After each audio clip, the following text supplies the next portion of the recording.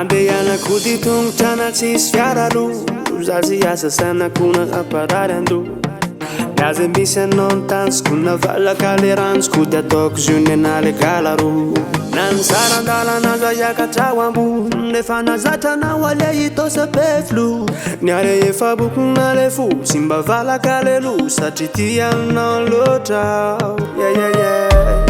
Kanendrika natao Motivaka Na de lalana mavisaka Sady mba maka-inspiraka Na tsisy fiara Na kutsitsiro Tsy mba ho tara Na mbola ianao ny ao an-tsay Na tsisy fiara Na kutsitsiro Tsy mba ho tara Na mbola ianao ny ao an-tsay Banakanaka sofla de ny antso kely aloha Tsy haiko ianao randraina mbola hovarinako Tohizako ny lalako nanalako le mbalako fa tsy zakany hafanana tao ambony Olona misy ny alavina toerana fa ianao ny ao an-tsaina dia tsy te hiverina Dia tohizako eny alohany edy tsofa ambany sy mozika nankafirery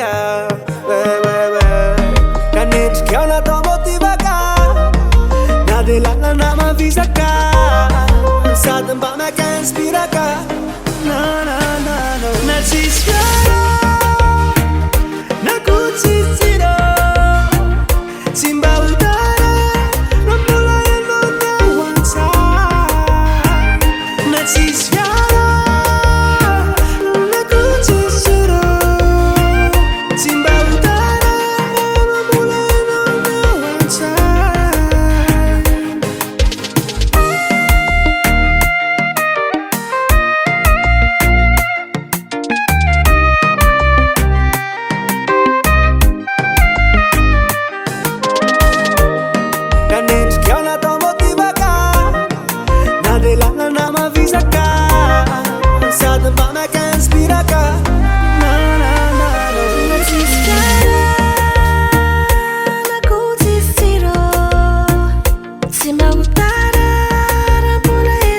ao an-tsay Not this